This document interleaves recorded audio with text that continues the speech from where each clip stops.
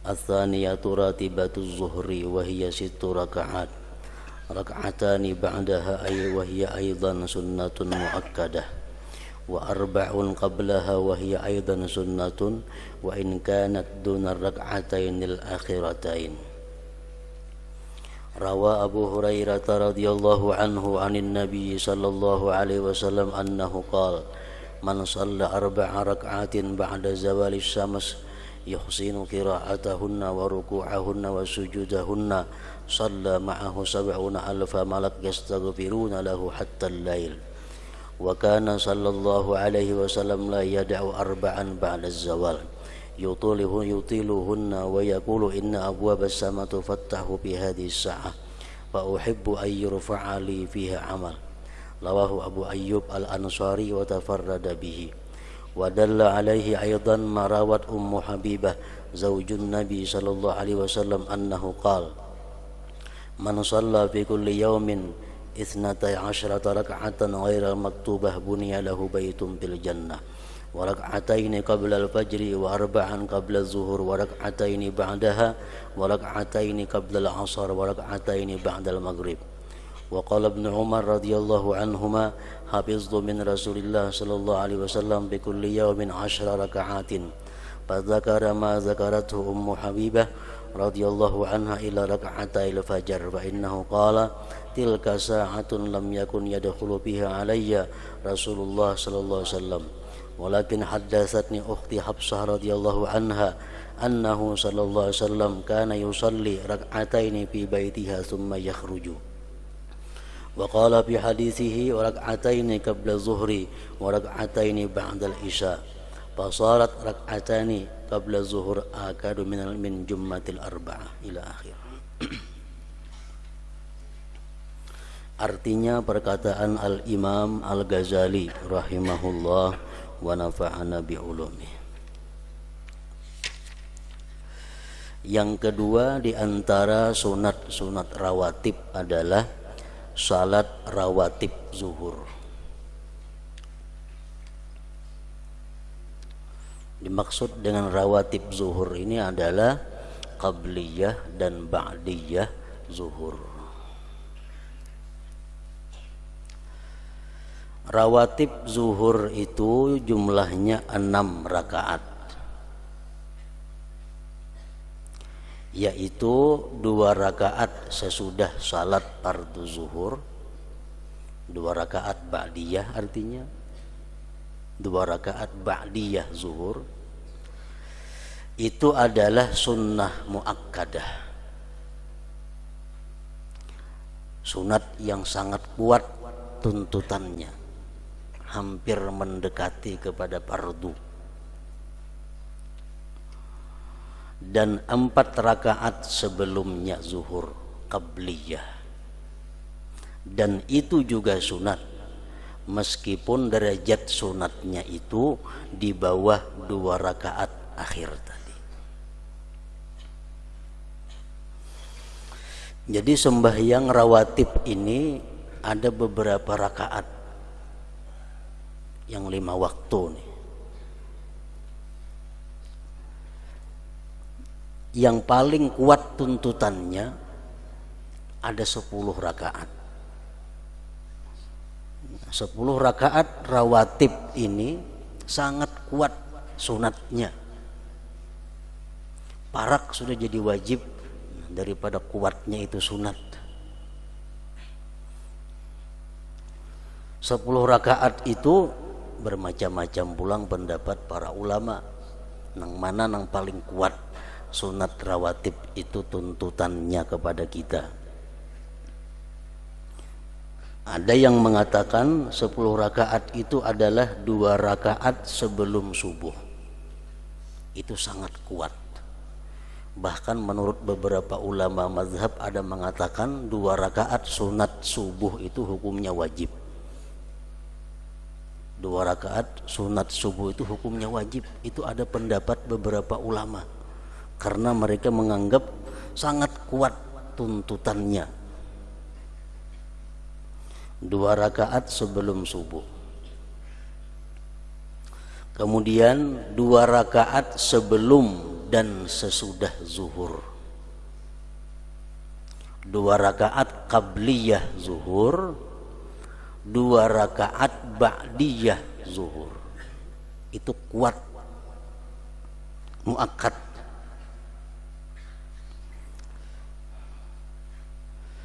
Kemudian 2 rakaat sesudah maghrib dan 2 rakaat sesudah isya. Jumlah 10 rakaat. Nah, itu rawatib yang sangat kuat tuntutannya, suruhannya. 2 rakaat sebelum subuh, 2 rakaat sebelum dan sesudah zuhur, 2 rakaat sesudah maghrib dan sesudah isya. Nah, jadi artinya sekurang-kurangnya kita mengerjakan rawatib itu 10 rakaat tadi. Itu minimal, kada boleh tidak. Sekurang-kurangnya itu.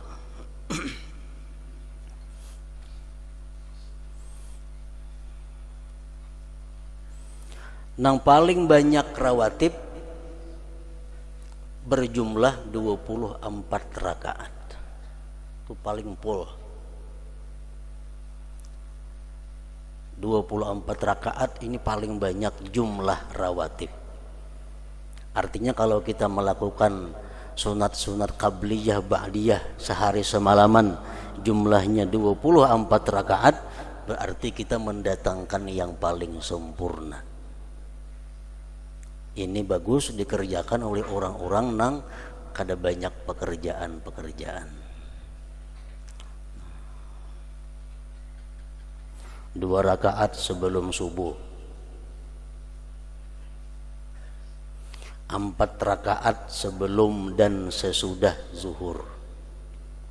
Qabliyah zuhur 4 rakaat, ba'diyahnya pun 4 rakaat juga. Qabliyah asar, sunat asar 4 rakaat. 4 rakaat. Qabliyah maghrib antara azan qamat maghrib tuh ada 2 rakaat di situ. Sesudah maghrib ada 2 rakaat. Sebelum isya 2 rakaat qabliyah isya. Jadi maghrib qabliyah 2, ba'diyah maghrib 2. Isya qabliyahnya 2, ba'diyahnya 4 rakaat. Jumlah 24. Itu paling banyak pada itu, kalau ada lagi sudah. Nang tengah ada 12 rakaat, ada 17, atau tergantung.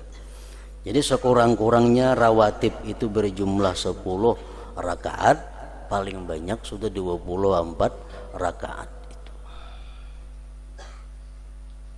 Nah, di sini Al-Imam Al-Ghazali mengatakan bahwa salat rawatib zuhur 6 rakaat, yaitu 2 rakaat sesudah salat fardu zuhur, itu adalah sunat muakkadah, dan 4 rakaat sebelumnya qabliyah, dan itu juga sunat meskipun di bawah 2 rakaat akhir. Artinya tuntutannya di bawah, kada muakkad. Muakkad kan cuma 2 belum zuhur, 2 sesudah zuhur. Kalau kita sebelum zuhur 4 rakaat qabliyahnya, berarti lebih daripada muakkad itu. Ini yang paling tengah. 4 rakaat qabliyah zuhur, 2 rakaat ba'diyah zuhur. Kalau kita ambil paling sedikit 2 rakaat qabliyah zuhur, 2 rakaat ba'diyah zuhur. Kita ambil yang paling banyak 4 rakaat qabliyah zuhur, 4 rakaat ba'diyah zuhur.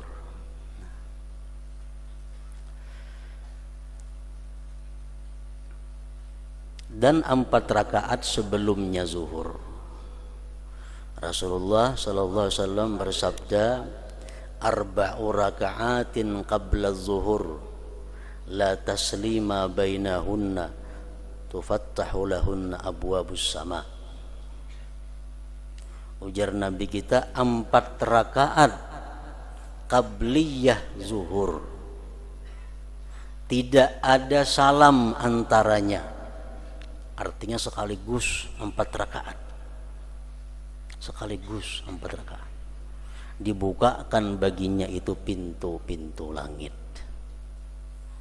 Jadi mengerjakan qabliyah zuhur 4 rakaat itu 1 kali salam aja. Tasahud pun sekali nang akhir aja, kada tasahud awal. Jadi rakaat pertama usalli, tasarah aja usallinya macam-macam caranya. Usalli misalnya qabliyataz zuhri 4 rakaatin sunnatan lillahi ta'ala.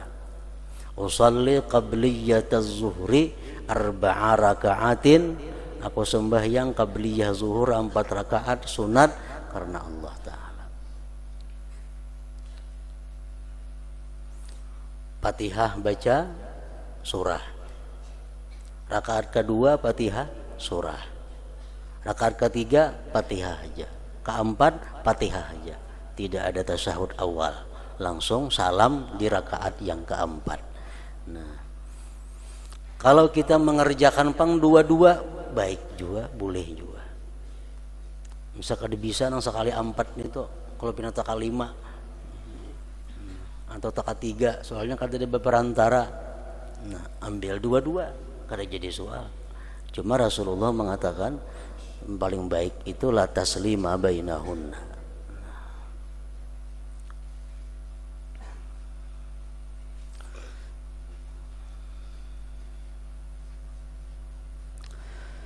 Nah kemudian itu yang paling tengah tadi adalah 2 rakaat ba'diyahnya. Usalli ba'diyataz zuhur rak'ataini. Jadi kalau sembahyang rawatib ini ada ba'diyahnya, ada qabliyahnya, kita wajib di dalam niat membuat qabliyah ba'diyah. Zuhur contohnya, zuhur itu kan ada qabliyah ada ba'diyah. Lalu niatnya usalli qabliyataz zuhur 4 rakaat umpamanya, 4 rakaat. Kaina pulang usalli ba'diyataz zuhur 2 rakaat atau 4 rakaat boleh juga. Ba'diyah qabliyah itu mesti dibuat apabila sembahyang rawatib ini yang mempunyai qabliyah dan ba'diyah. Kalau rawatib itu hanya mempunyai 1 saja, macam subuh itu mempunyai 1 saja, imbas subuh kada ada sunat ba'diyahnya kalau. Nah cukup usalli sunnatas subuh lillahi ta'ala. Kada usah qabliyah subuh, soalnya ba'diyahnya kada ada. Kada usah berbuat qabliyah. Asar dintu juga kada usah qabliyah asar, cukup sunat asar. Nah kalau maghrib, nah tuh ada ba'diyah ada qabliyah. Isya ada ba'diyah ada qabliyah. Jadi kita membuat di niat itu wajib ba'diyah atau qabliyah.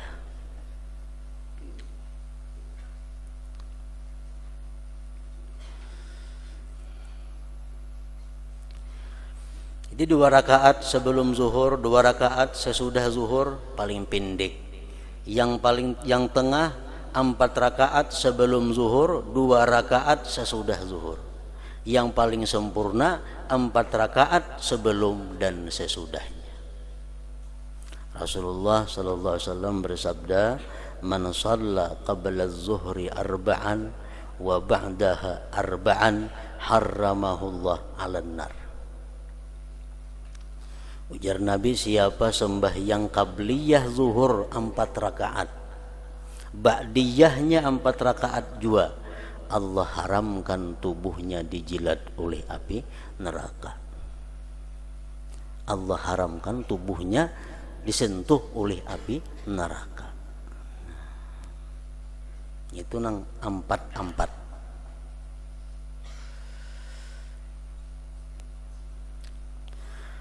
Abu Hurairah radhiyallahu anhu meriwayatkan dari Nabi sallallahu alaihi wasallam bahwasanya beliau bersabda, "Man shalla arba'a raka'atin ba'da zawali syamsi yuhsinu qira'atahunna wa ruku'ahunna wa sujudahunna, shalla ma'ahu sab'una alfa malaki yastaghfiruna lahu hatta al-lail." Artinya barang siapa salat 4 rakaat setelah tergelincir matahari, qabliyah zuhur 4 rakaat,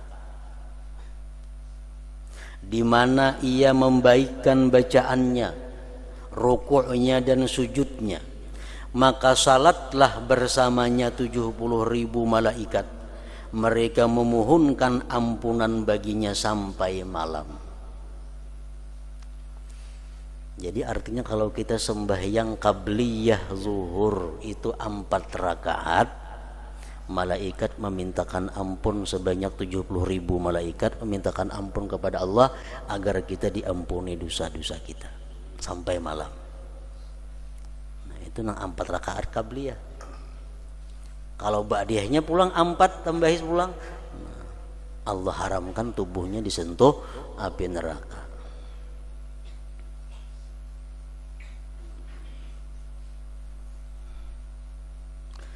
Dan Nabi sallallahu alaihi wasallam tidak meninggalkan 4 rakaat setelah gelincir matahari, di mana beliau memperpanjangnya. 4 rakaat qabliyah zuhur sidin panjang membaca surah-surahnya.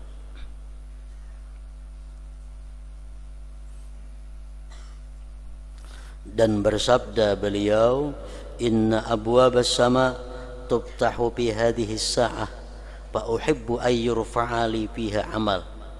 Artinya sesungguhnya pintu-pintu langit itu dibuka pada saat ini, maka aku senang untuk diangkat amalku padanya.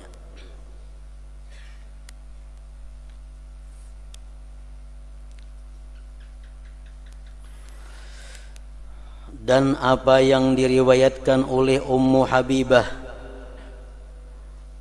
Habibah istri Nabi sallallahu alaihi wasallam. Ummu Habibah ini anak daripada Abu Sufyan. Anak Abu Sufyan. Ummu Habibah. Ummu Sufyan musuh bebuyutan Rasulullah. Musuh Nabi. Anaknya Ummi Habibah bini oleh Nabi kita. Walaupun pada akhirnya Abu Sufyan masuk Islam juga, tapi sudah ujungnya. Dan apa yang diriwayatkan oleh Ummi Habibah istri Nabi sallallahu alaihi wasallam menunjukkan demikian juga, yaitu bahwasanya beliau sallallahu alaihi wasallam bersabda, "Man shalla fi kulli yaumin 12 rak'atan ghairal maktubati buniya lahu baitun bil jannah wa rak'ataini qabla al fajri wa arba'an qabla az-zuhri wa rak'ataini ba'daha wa rak'ataini qabla al asar wa rak'ataini ba'da al maghrib." Artinya barang siapa yang pada setiap hari salat 12 rakaat selain salat fardu, maka dibangunkan untuknya rumah di surga, yaitu 2 rakaat sebelum fajar salat subuh, 2 rakaat sunat subuh, 4 rakaat sebelum salat zuhur, 4 rakaat sebelum salat zuhur, dan 2 rakaat sesudahnya zuhur, dan 2 rakaat sebelum asar, dan 2 rakaat setelah salat maghrib. Ba'diyah Isya kada masuk, qabliyah Isya kada masuk. Artinya orang sembahyang tiap hari 12 rakaat ini dibangunkan Allah Subhanahu wa taala kediaman kita di surga.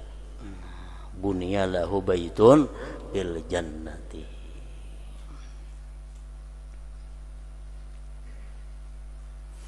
mengetahui atau tandanya apakah kita ini banyak berisi rumah sudah di surga atau kada. Apakah kita ada berisi kebun sudah di surga atau kada. Apakah kita berisi kendaraan di surga atau kada.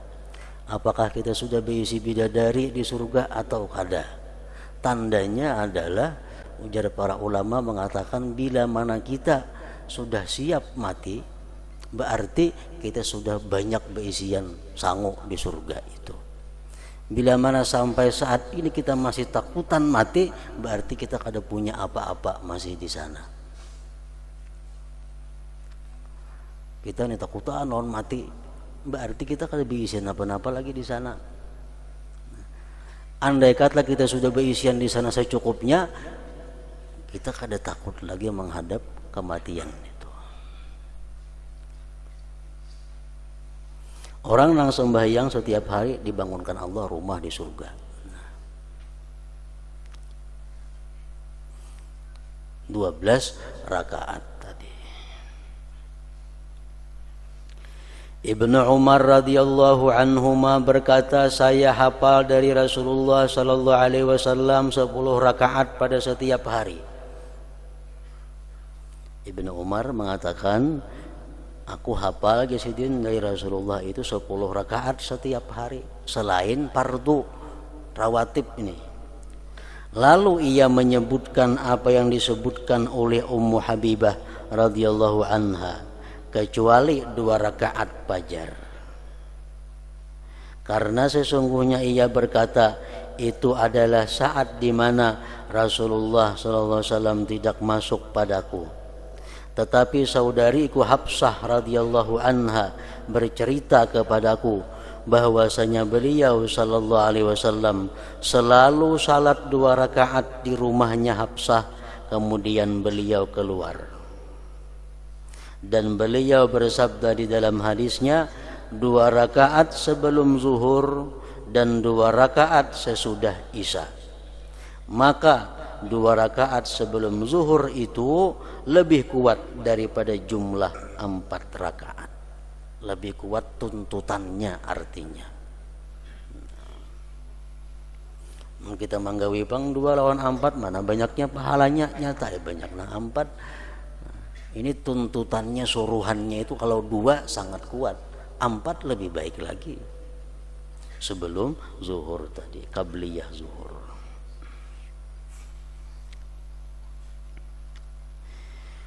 Waktunya qabliyah zuhur itu masuk dengan tergelincirnya matahari. Kada sarana menunggu orang bang umpamanya. Jadi qabliyah ini, qabliyah zuhur ini waktunya bila mana matahari sudah tergelincir, di situ sudah masuk kita melaksanakan qabliyah zuhur. Orang bang kakada jadi soal nih tuh, kada ada sangkut pautnya lawan bang. Qabliyah zuhur ini hubungannya dengan tergelincir matahari. Bila matahari sudah lewat pukul 12, di situ sudah masuk kita qabliyah zuhur. Sedangkan tergelincirnya matahari itu diketahui dengan bertambahnya bayangan seseorang yang berdiri condong ke arah timur. Karena ketika terbitnya matahari, terjadilah bayangan di sisi barat memanjang. Maka senantiasalah matahari itu terangkat naik dan bayangan itu berkurang dan beralih dari arah barat sampai matahari itu mencapai puncak ketinggiannya, yaitu lingkaran tengah hari. Bisukan tuh hamba yang kita tinggi tuh, kayaknya saya bahandap hamba yang sampai tengah hari kini handap ban hambayangannya. Bila sudah berbalik arah hambayangannya, nah berarti itu waktu zuhur. Hal itu menjadi puncak berkurangnya bayangan. Apabila matahari telah tergelincir dari puncak ketinggiannya, maka bayangan itu mulai bertambah. Maka dari mulai dapat ditangkapnya tambahan bayangan itu oleh indera, maka waktu zuhur telah masuk.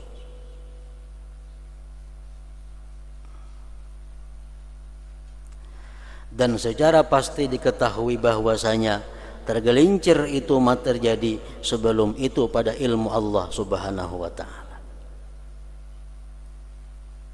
Tetapi beban-beban taklif itu tidak berkaitan kecuali dengan sesuatu yang masuk di bawah indera penglihatan kita.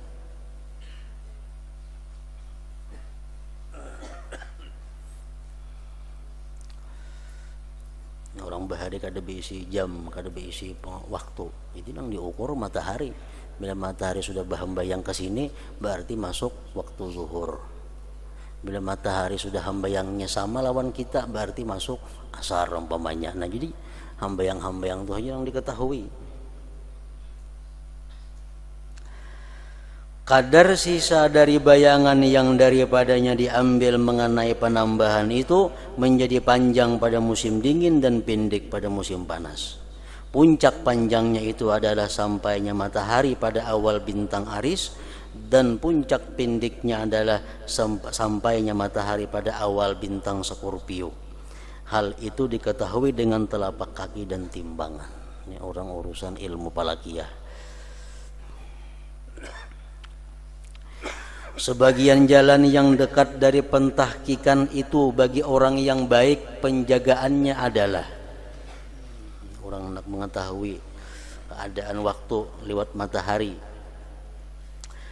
Ia memperhatikan kutub utara di waktu malam, dan ia meletakkan papan segi empat dengan datar di atas tanah, dengan sekira salah satu sisinya dari sisi kutub, dengan sekira seandainya kamu mengira jatuhnya batu dari kutub ke tanah, kemudian kamu kira akan ada garis dari tempat jatuhnya batu ke sisi yang mengiringnya dari papan itu, maka tegaklah garis atas sisi pada dua tepi yang lurus, yakni garis itu tidak condong ke salah satu dari dua sisi. Kemudian kamu tegakkan tiang di atas papan itu dengan tegak lurus di tempat yang bertanda, dan itu membetuli kutub. Maka bayang-bayangnya terjadi di atas papan itu di awal siang hari dengan condong ke arah barat, searah dengan garis alif. Kemudian senantiasa condong sampai terkatup dengan garis ba, dengan sekira seandainya ujungnya itu dipanjangkan dengan lurus, niscaya berakhir di tempat jatuhnya batu dan berbetulan dengan sisi timur dan barat, tidak condong ke salah satu keduanya. Apabila condongnya ke sisi barat itu batal tidak condong, maka matahari pada puncak ketinggian. Apabila bayang-bayang itu bergisir dari garis yang ada di atas papan itu ke sisi barat, maka matahari telah tergelincir. Ini diketahui dengan indera sebagai pentahkikan mengenai waktu yang mendekati awal tergelincirnya matahari pada ilmu Allah Ta'ala. Ya, kayak orang jidar bahari. Jidar salah satu tanda untuk mengetahui waktu, dengan memperhatikan bayang-bayang tungkat yang ada di atas jidar itu. Kemudian ia mengetahui alamat tanda atas ujung bayang-bayang ketika bergisir. Apabila bayang-bayang menjadi sama dengan tiang dari tanda itu, maka telah masuk waktu asar. Hambayang kita nih, misalnya kita menanjak hambayang 10 sinti, menanjak tungkat 10 sinti.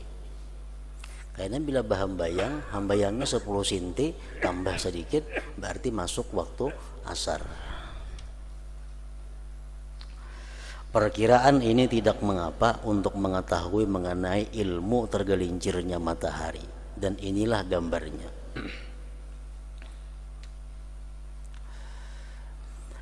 Nah, kemudian yang ketiga, salat rawatib asar.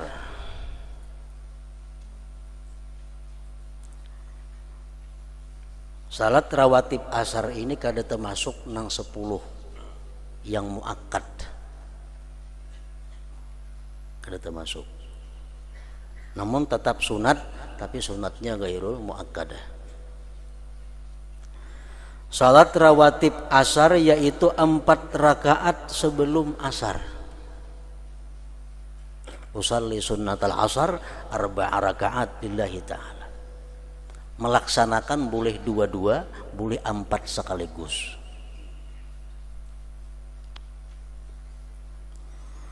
Abu Hurairah radhiyallahu anhu meriwayatkan dari Nabi sallallahu alaihi wasallam bahwasanya beliau bersabda, rahimallahu abdan shalla qabla al-'asri arba'an. Artinya semoga Allah menyayangi hamba yang salat 4 rakaat sebelum asar.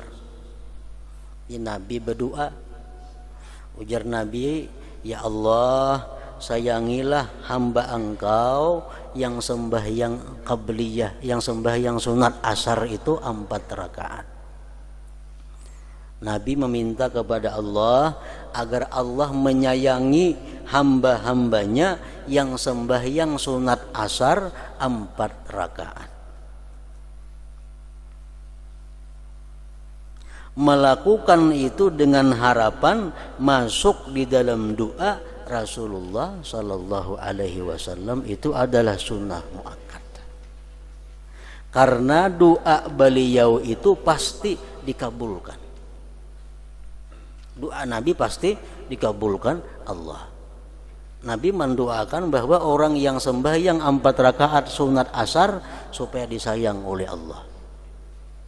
Nah, jadi artinya orang-orang nang kawa melaksanakan sunat asar itu 4 rakaat, orang nang disayang oleh Allah Subhanahu wa taala. Hanya orang-orang yang disayang Allah nang kawa sembahyang sunat asar itu 4 rakaat.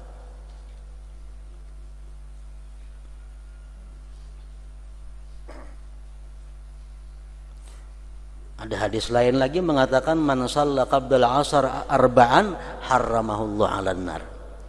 Ada lagi hadis mengatakan bahwa siapa sembahyang sunat asar 4 rakaat, Allah haramkan tubuhnya disentuh neraka.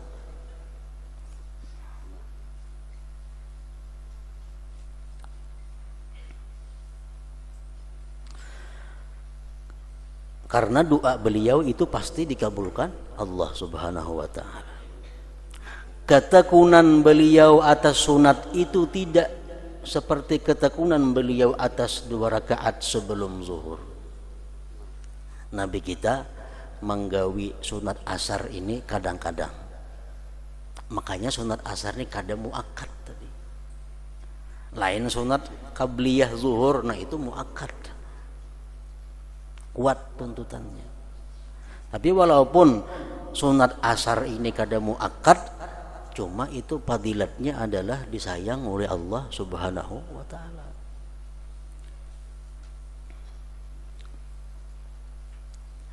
Yang keempat, salat rawatib maghrib, yaitu 2 rakaat setelah salat fardu, di mana riwayat mengenai 2 rakaat itu tidak ada perbedaan. Sepakat 2 rakaat ba'diyah maghrib. Adapun 2 rakaat sebelumnya qabliyah maghrib, antara adzan dan iqamah dengan jalan kesegeraan bancap melaksanakannya pindik, maka dinukil dari sekelompok sahabat seperti Ubay bin Ka'ab, Ubadah bin Samit, Abi Dzar, Zaid bin Thabit dan lain-lainnya. Ubadah atau lainnya berkata, apabila muazzin untuk salat maghrib selesai azan, maka para sahabat Rasulullah sallallahu alaihi wasallam bersegera ke tiang-tiang masjid salat 2 rakaat.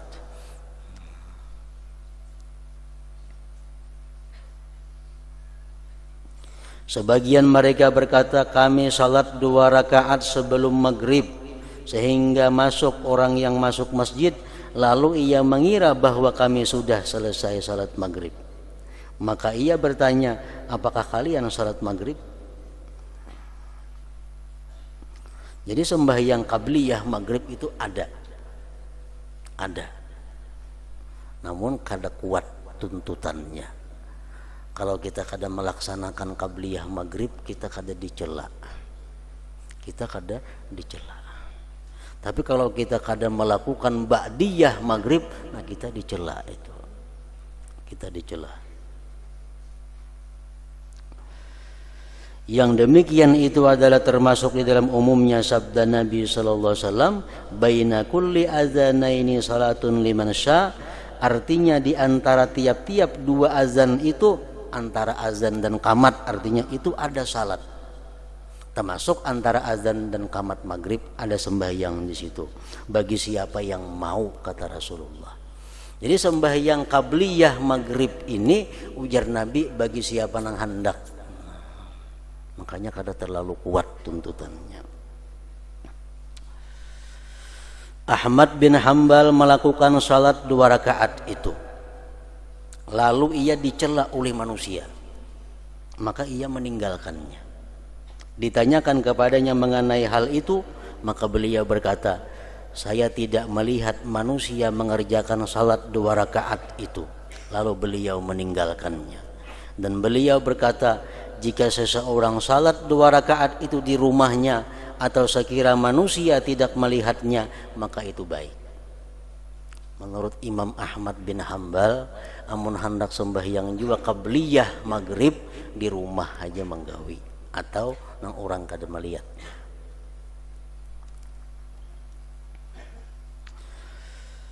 Waktu maghrib itu masuk dengan terbenamnya matahari dari pandangan di tanah yang datar, yang tidak dikelilingi oleh gunung-gunung. Jika tanah itu dikelilingi oleh gunung-gunung di arah barat, maka terhentilah maghrib itu sampai terlihat datangnya kehitaman dari sebelah timur. Nabi SAW bersabda, idza aqbala al-lailu min hahuna wa adbara an-nahar min hahuna faqad aftara as-shaim. Artinya apabila malam datang dari sini dan siang pergi dari sini, maka orang yang berpuasa itu boleh berbuka. Jadi zaman Rasulullah kalau hendak sembahyang maghrib suruh sidin sahabat ada naik ke gunung nanti matahari tenggelam ada, naik ke gunung matahari tenggelam hanya rebang maghrib. Dan yang paling disukai adalah bersegera pada salat maghrib khususnya, karena maghrib ini pindik waktunya. Dan jika dilambatkan dan dikerjakan sebelum hilangnya syapak merah, menurut penelitian orang-orang Falakiyah, syapak merah itu kada hilang sebelum jam 7. Syapak merah itu kada hilang sebelum jam 7 malam.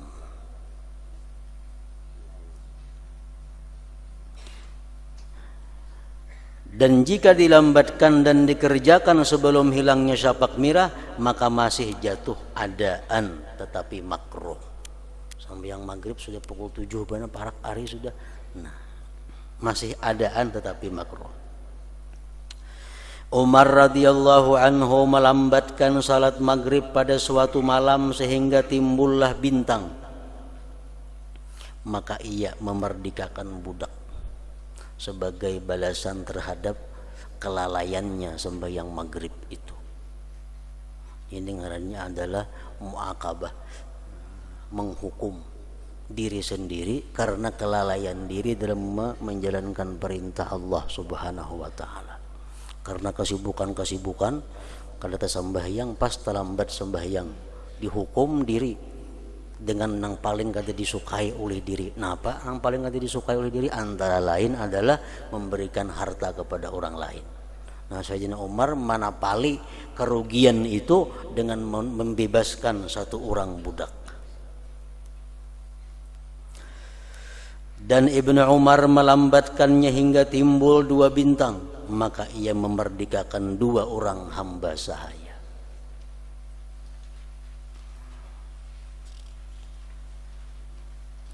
Yang kelima, salat rawatib Isya yang akhir. Orang dahulu nyambet maghrib itu Isya juga. Jadi lalu 2 Isya, ada Isya pertama, ada Isya kedua. Isya kedua Isya nang bujur, Isya pertama iya maghrib. Salat rawatib Isya yang akhir ya Isya 4 rakaat setelah salat fardu. Ini yang lengkap. Ba'diyah maghrib 4, ba'diyah isya dinto, ba'diyah isya 4 rakaat. Di dalam syarah Ihya disebutkan 1 kali salam. Ba'diyah isya atau 4 rakaat 1 kali salam. Artinya kada dua-dua, kada sekaligus 4 rakaat.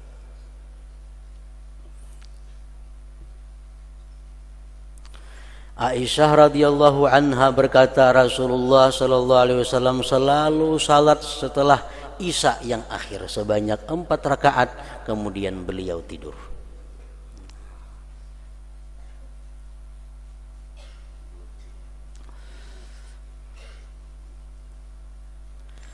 Sebagian ulama memilih dari kumpulan hadis bahwa jumlah salat rawatib itu 17 rakaat seperti jumlah salat fardu. 2 rakaat sebelum subuh, 4 rakaat sebelum zuhur, 2 rakaat sesudah zuhur, 4 rakaat sebelum asar, 2 rakaat sesudah maghrib, dan 3 rakaat sesudah isya akhir yaitu witir. Ada juga pendapat ulama yang macam itu.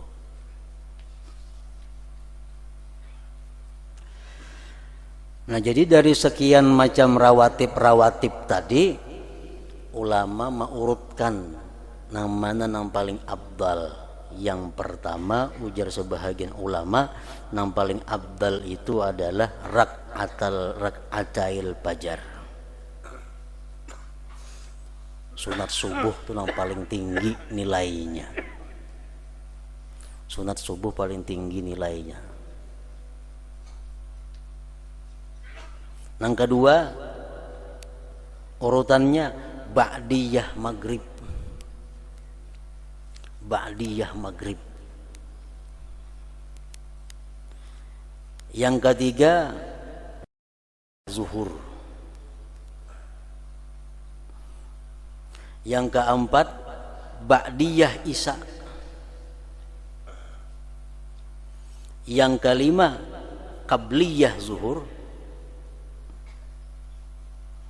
Yang keenam, sunat asar. Yang terakhir, qabliyah isya. Itu urutan keabdalannya menurut sebahagian ulama. Manakala engkau mengetahui hadis-hadis yang mendatang tentang hal itu, maka tidak ada maknanya artinya memperkirakan jumlah itu. Nabi sallallahu alaihi wasallam bersabda, as-shalah khairu mawdi'in, faman syaa aktsara wa man syaa aqalla. Artinya, ujar Nabi, sembahyang adalah sebaik-baik tempat. Barang siapa mau maka ia memperbanyaknya, dan barang siapa mau maka ia mensedikitkannya. Anak banyak baiknya, banyaki juga sembahyangnya. Anak sedikit baiknya, sedikiti juga sembahyangnya. Jika demikian, maka pilihan setiap orang yang berkemauan itu menurut kadar kegemarannya terhadap kebaikan. Telah jelas pada apa yang telah kami sebutkan bahwa sebagiannya lebih kuat daripada sebagian yang lain. Dan meninggalkan yang lebih kuat itu lebih jauh dari keutamaan. Lebih-lebih fardu-fardu itu sempurna dengan sunat-sunat. Qabliyah, ba'diyah itu menyempurnakan fardu, memperindah sembahyang fardu, membaguskan sembahyang fardu. Barang siapa yang tidak memperbanyak dari sunat-sunat, maka hampir fardunya itu tidak selamat tanpa ada penambalnya. Jadi sunat-sunat itu gunanya menambal kalau ada kekurangan dalam sembahyang fardu itu. Nah, kemudian